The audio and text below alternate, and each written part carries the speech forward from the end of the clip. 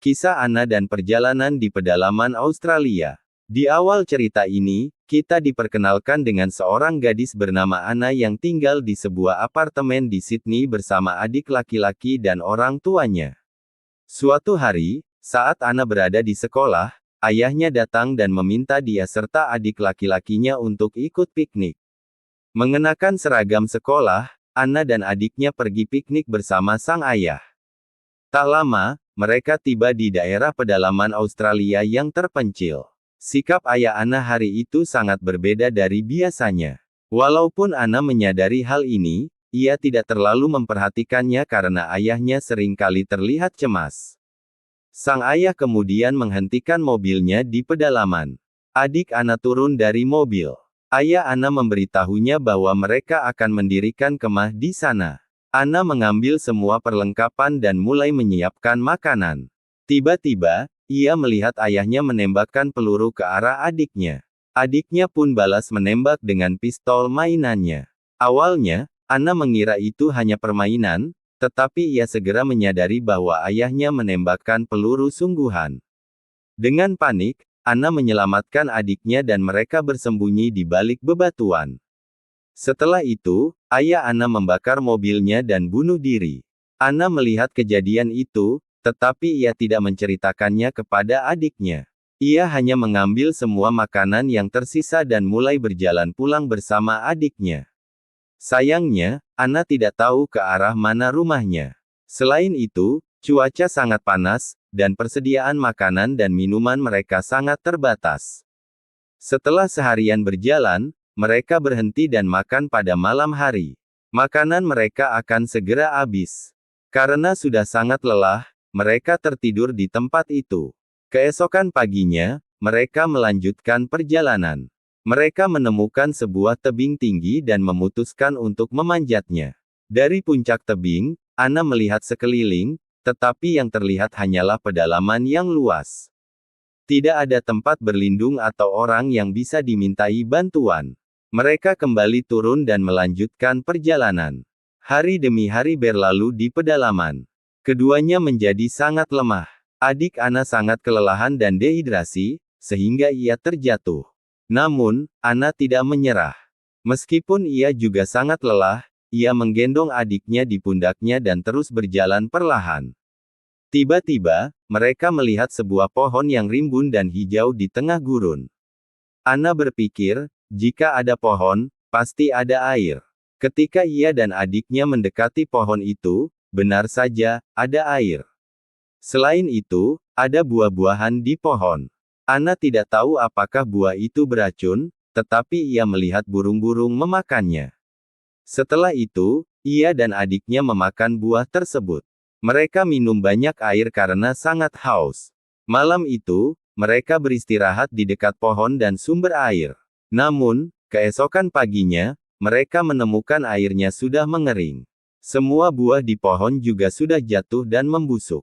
Adik Anna menjadi putus asa dan berkata pada kakaknya, "Mungkin Tuhan marah pada kita." Anna mencoba menghiburnya, "Tidak ada yang seperti itu. Kita akan segera keluar dari sini." Namun, dalam hati, Anna tahu adiknya benar. Ia tidak tahu jalan keluar dan tidak punya harapan. Anna berpikir bahwa karena pernah ada air di sana, pasti akan ada orang yang datang.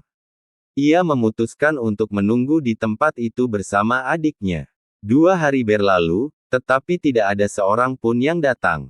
Harapan Anna mulai sirna. Tiba-tiba, ia melihat siluet seorang anak laki-laki dari kejauhan. Hatinya kembali dipenuhi harapan. Ternyata, anak laki-laki itu adalah seorang pemburu dari suku Walkabout, sebuah suku aborigin. Anak laki-laki itu mendekati mereka dan bertanya, "Apa yang kalian lakukan di sini?" Namun, bahasanya berbeda. Anna hanya bisa memahami isyaratnya. Ia mencoba mengatakan bahwa mereka butuh air, tetapi anak itu tidak mengerti bahasanya dan mulai pergi. Adik Anna kemudian memberi isyarat bahwa mereka butuh air. Anak laki-laki itu tertawa terbahak-bahak, lalu memasukkan sebuah pipa ke dalam tanah dan menyuruh mereka menghisap airnya dari dalam. Ternyata airnya masih ada, tetapi berada di bawah tanah. Mereka minum dan kemudian mengikuti anak laki-laki itu, karena tidak ada pilihan lain. Anak laki-laki itu adalah seorang pemburu pemula, tetapi ia berhasil mendapatkan buruan dan membagikannya kepada mereka.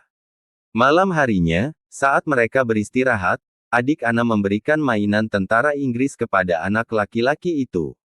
Ia melempar mainan itu karena suku mereka dihancurkan oleh tentara Inggris. Anak laki-laki itu dan adik Anna menjadi teman baik. Pada malam hari, anak laki-laki itu tidak tidur bersama mereka. Ia pergi ke atas tebing dan mulai berdoa. Anna ingin segera pulang karena kondisinya semakin buruk. Mereka melanjutkan perjalanan dan menemukan banyak pohon yang ditebang. Ada banyak air, ternyata tempat itu baru saja dilanda banjir. Adik Anna yang tidak terbiasa dengan lingkungan seperti ini, mengalami luka di punggungnya. Anak laki-laki itu tahu cara mengobatinya. Ia mengoleskan darah hangat ke punggung adik Anna, yang membuat lukanya sedikit membaik. Anna dan adiknya sudah berhari-hari berada di sana dan mulai terbiasa dengan lingkungan tersebut. Adik Anna juga sangat menyukai anak laki-laki itu dan sering berkomunikasi dengannya melalui isyarat. Mereka bertiga sampai di dekat bebatuan tempat anak laki-laki itu menunjukkan banyak gambar yang dibuat oleh sukunya. Melalui isyarat, ia menceritakan tentang adat istiadat dan cara hidup sukunya. Anak laki-laki itu belum pernah pergi keluar pedalaman, sehingga ia tidak tahu tentang dunia luar. Saat mereka melanjutkan perjalanan, mereka melihat balon merah dan menangkapnya. Mereka berpikir balon itu datang dari tempat yang sangat jauh, padahal ada tim peneliti yang melepaskannya tidak jauh dari situ. Mereka melanjutkan perjalanan dan menemukan sebuah rumah. Anna sangat senang, berharap ada orang di dalamnya. Namun, rumah itu kosong, dan Anna kembali kecewa. Anak laki-laki itu masuk dan mengatakan banyak hal kepada Anna. Ternyata, ia jatuh cinta pada Anna sejak pertama kali melihatnya. Ia mengungkapkan perasaannya, tetapi Anna tidak mengerti dan pergi. Anak laki-laki itu sangat sedih karena merasa Anna tidak menyukainya. Ia membawa adik Anna pergi berburu, dan mereka sampai di sebuah jalan raya. Adik Anna mencoba memberitahunya bahwa itu adalah jalan, tetapi anak laki-laki itu membawanya menjauh.